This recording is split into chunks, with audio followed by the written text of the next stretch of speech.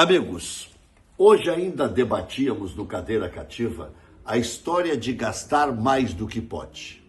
Onde os clubes podem chegar com isso? Ah, mas vai virar SAF e tudo estará resolvido. Temos o exemplo aí do Cruzeiro, que não resolveu todos os problemas, tem um dono rico e vamos ver o que vai acontecer daqui para frente. Mas com um passado, um rastro enorme. O Cruzeiro, não o homem que é dono do Cruzeiro. O Vasco da Gama, com a 777, não conseguiu alavancar. Ficou estagnado. Piorou o Vasco da Gama. Então, há que se gastar só o que pode. Mas e as cobranças? E os títulos que não vêm? E eu vou ficar marcado por não ter conquistado nada? Então gasto. Tem uma hora que tem que começar a aplacar isso tudo. Por quê? Porque senão vai tudo à buva. E o bom vira ruim, porque você fica mais tempo sem ganhar. Hoje ainda estava dizendo, na discussão que tive com o professor, no bom sentido, Enio Kaufmann, de que o Inter deve desde 1909, mas não é a minha linha de raciocínio. A minha linha de raciocínio é pagar as contas. E eu sempre que posso saliento o ex-presidente Fernando Miranda. Quando pela primeira vez um clube ficou zerado, sem dever nada. E a história de que deixou só 7, 8 jogadores do vestiário é uma das maiores falácias da história do Internacional. Por quê? Ele deixou, alguns falam em 130, eu tenho informação de 90 contratos a longo prazo. Isto é um baita patrimônio. Tanto que o Inter vendeu N jogadores depois em outras administrações, começando pela administração do Fernando Carvalho em 2002, que durou um monte de tempo.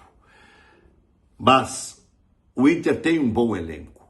O Inter tem 2 jogadores, em algumas posições tem 3 para cada posição. Então não precisa fazer loucura. Vamos a um exemplo prático. Lateral direito. O Inter tem Bruno Gomes. Ah, mas está lesionado, mas vai se recuperar. Quando ele se recuperar, o Natan estará indo embora para o Santos.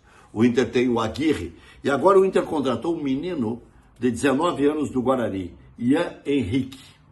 Vem para a base e pode ser observado no profissional. E uma coisa que pode dar bons frutos ao Internacional são essas idas do Roger para assistir treinos do Sub-17 ou para ter bons olheiros. O Inter já colocou um cara muito bom na base, que é o Fernando Reck.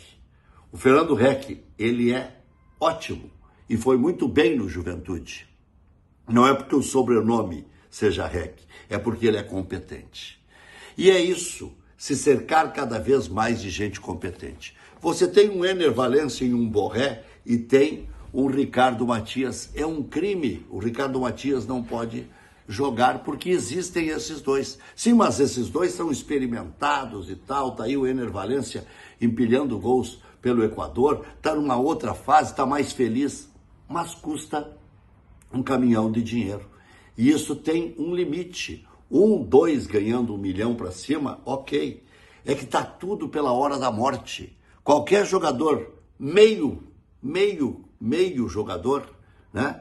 Jogador que nota 6, nota 7, tá ganhando 500 mil, 400 mil por mês. É um disparate, é um escárnio isso. E os próprios times médios já estão sentindo isso. Há pouco tempo, um jogador que era júnior do Grêmio saiu, o Atlético Paranaense não conseguiu contratar e ele foi parar no Novo Horizontino. E aí, para minha surpresa, foi ganhando 400 mil por mês. Mas da onde é que se tira tanto dinheiro? Com patrocínio? Não. Com venda de jogadores, o Novo Horizontino? Ah, com a verba do Campeonato Paulista, a verba do Campeonato Nacional, da 2ª divisão. Então, os clubes têm que ter um limite e isso uma hora precisa ser aplacado. O Internacional tem a chance de ouro agora. Lançou mais de 10 meninos durante o gauchão, já tinha uma base que mesclava jovens com veteranos e tem que explorar isso. O Grêmio tem 8 zagueiros e fala em contratar mais um. Será que a volta do Kahneman, né, já não serviria como um alento para não contratar outro zagueiro? O Grêmio tem o Gemerson que vai sobrar. O Grêmio tem o Gustavo Martins, que não tem lugar. Precisaria mais um zagueiro, ainda que saia o Rodrigo Eli? É tudo em busca do título. E quando é ano eleitoral, é pior ainda. Pois é.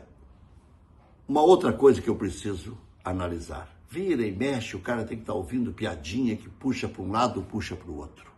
Eu tenho exemplos clássicos de ter tomado posições firmes em defesa de A ou B, porque eu sempre na minha profissão tive um norte, evitar massacre quando um está por baixo. Foi assim quando o Grêmio caiu para a segunda divisão a primeira vez, que eu e Haroldo de Souza nos escalamos para cobrir toda a arrancada do Grêmio na competição, até que o Grêmio se reestabilizasse.